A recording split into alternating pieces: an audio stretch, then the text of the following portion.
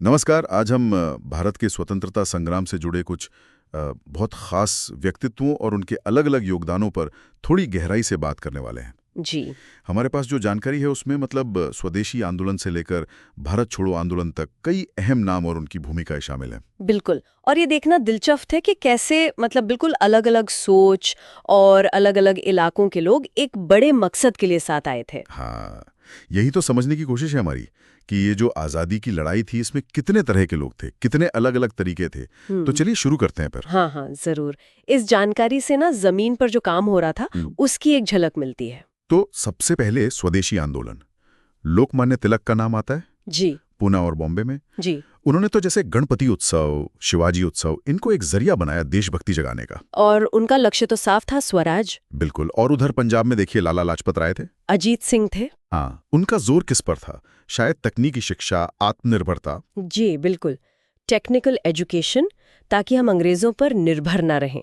और दिल्ली में सैयद हैदर रजा भी थे। और मद्रास में चिदम्बरम पिल्लई का नाम बहुत अहम है ना? हाँ बिल्कुल। उनका काम तो बहुत ही सीधे टक्कर लेने वाला था। तूतीकोरिन मिल की हड़ताल करवाई। और वो स्वदेशी स्टीम नेविगेशन कंपनी, अंग्रेजी कंपनियों के एकाधिकार को सीधी चुनौती। सही बात है। लेकिन ये कहानी सिर्फ इन बड़े नेताओं की नहीं है, इसमें और भी कई परतें हैं। जैसे देखिए, बिपिन चंद्र पाल थे, वो न्यू इंडिया के संपादक थे। लियाकत हुसैन पटना में रेलवे हड़ताल करवाई, उर्दू में लिखते थे। अच्छा। रविंद्रनाथ टैगोर ने गीत लिखे, राखी बंधन का वो मशहूर उत्सव शुरू किया। अरविंदो घोष, जो बाद में आध्यात्मिक हो गए, उन्होंने बंगाल नेशनल कॉलेज शुरू किया, वंदे मातरम अखबार निकाला। सुरेंद्रनाथ बनर्जी भी थे, द बंगाली अखबार। जी। और अश्विनी कुमार दत्त, उनकी स्वदेश बांधव समिति बहुत मशहूर हुई थी जमीनी स्तर पर लोगों को जोड़ने के लिए। आचार्य पीसी रे ने तो बंगाल केमिकल्स फैक्ट्री ही शुरू कर दी। ये सिर्फ राजनीतिक नहीं था, सांस्कृतिक, आर्थिक, हर मोर्चे पे काम हो रहा था। बिल्कुल। गीतकार थे, नाटककार थे, अनुशीलन समिति जैसे संगठन भी बने, डॉन सोसाइटी थी। तो काफी फैलावा था ये। सही। अब आते हैं असहयोग आंदोलन पर। यहाँ तो मुख्य चेहरा महात्मा गांधी का ही है। हाँ, अहिंसक असहयोग, नॉन वायलेंट नॉन कॉपरेशन। स्वदेशी, चरखा और अस्पृश्यता निवारण पर भी उनका बहुत जोर था। जी। हालांकि वो चौरी चौरा वाली घटना के बाद हाँ, उन्हें आंदोलन वापस लेना पड़ा। जी। इसमें सीआर दास का जिक्र आता है, उन्होंने तो वकालत ही छोड़ दी थी। नागपुर सेशन में प्रस्ताव भी रखा था। हाँ, और ये उस जमाने में बहुत बड़ी बात थी, अपना जमा जमाया करियर छोड़ देना। उनके साथ बीरेंद्रनाथ सामसल थे, जेम्स एन गुप्ता और सुभाष बोस भी तो थे, जिन्होंने आईसीएस छोड़ा था। बिल्कुल। नेहरू जी ने किसानों को संगठित किया और वकीलों की तो जैसे लाइन लग गई थी। मोतीलाल नेहरू, वल्लभ भाई पटेल, सी राजगोपालाचारी, सबने प्रैक्टिस छोड़ दी। इससे आंदोलन को एक नैतिक बल मिला होगा, है ना? बहुत ज्यादा। और इसमें खिलाफत नेताओं का भी बड़ा साथ था। अली बंधु, हाँ, शौकत अली, मोहम्मद अली। इससे आंदोलन का आधार और चौड़ा हुआ। बिल्कुल। और महिलाओं की भागीदारी भी देखिए। सीआर दास की पत्नी बसंपी देवी का नाम आता है, वो भी गिरफ्तार हुई। अच्छा। क्षेत्रीय स्तर पर भी देखिए, बिहार में राजेंद्र प्रसाद थे, गुजरात में पटेल, आंध्र में अल्लूरी सीताराम राजू, वो आदिवासी नेता थे। हाँ, उनका तो अलग ही संघर्ष था। मिदनापुर में बीरेंद्रनाथ सामसल ने तो नो टैक्स मूवमेंट चलाया था। पर क्या सब लोग इसके पक्ष में थे? नहीं, ऐसा नहीं था। कुछ उद्योगपति थे जिन्होंने एंटी नॉन कोऑपरेशन एसोसिएशन बनाई थी। तो विरोध के स्वर भी थे। दिलचस्प। और छात्र नेता? ऐसे डांगे का नाम आता है। हाँ, उन्होंने गांधी वर्सेस लेनिन भी लिखा था। लेखक थे जैसे प्रेमचंद, उन्होंने सरकारी नौकरी छोड़ दी। किसान नेता थे बाबा रामचंद्र जैसे। तो काफी विविधता थी इसमें भी। सही है। अगला पड़ाव फिर सविनय अवज्ञा आंदोलन, सिविल डिसोबीडियंस मूवमेंट। जी।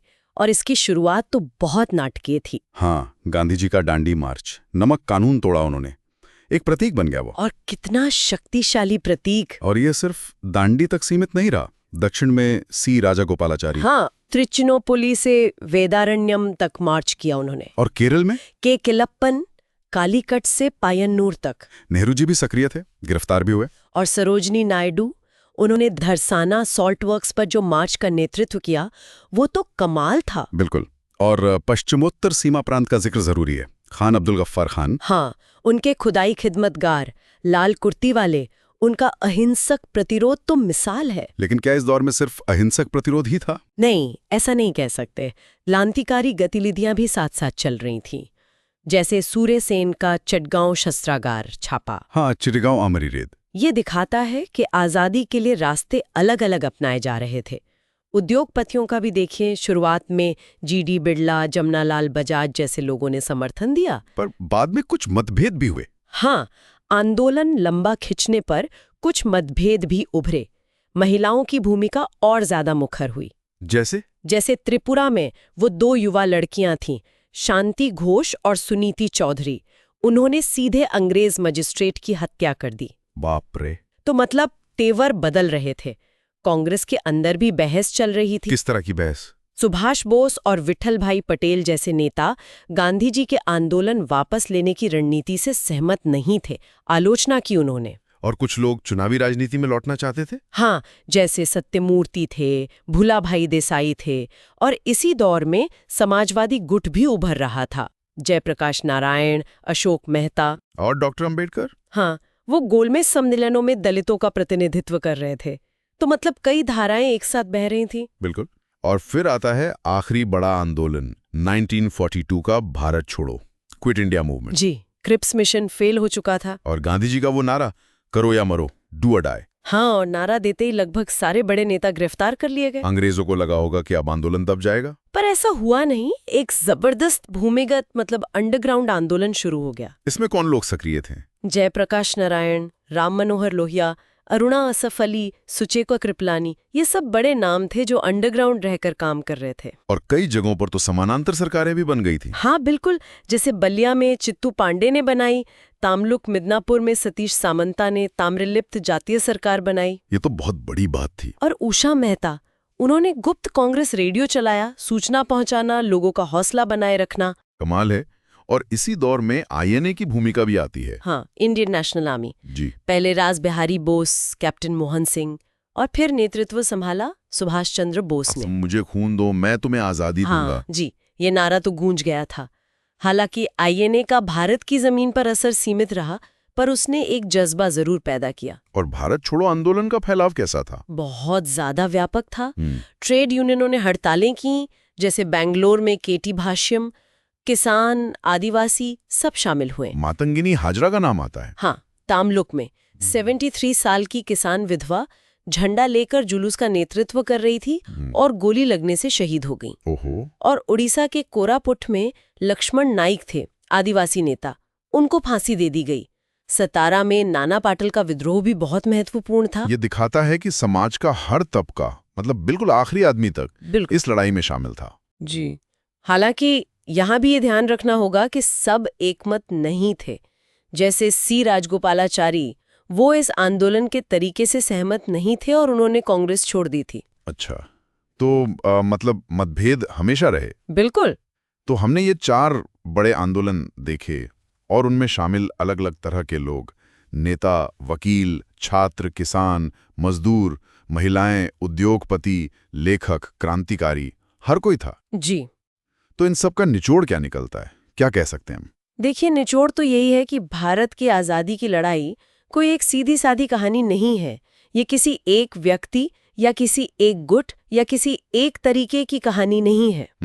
ये असंख्य लोगों के मिले जुले प्रयासों की कहानी है, उनके त्याग की कहानी है, उनकी अलग अलग रणनीतियों, उनकी अलग अलग सोच का नतीजा है ये। हाँ, ये विविधता ही शायद इसकी ताकत थी। बिल्कुल।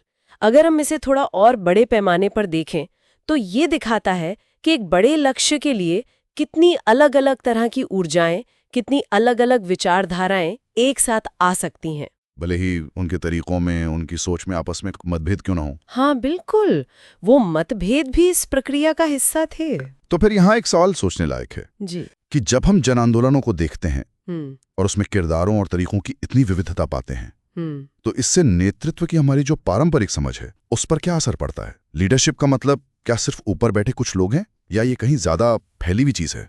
हाँ, ये बहुत अच्छा सवाल है। क्या नेतृत्व सिर्फ वो है जो दिखता है या वो भी है जो जमीन पर चुपचाप काम कर रहा है? हर वो व्यक्ति जो किसी न किसी रूप में योगदान दे रहा है, क्या वो भी नेता नहीं है? इस पर जरूर सोचना चाहिए।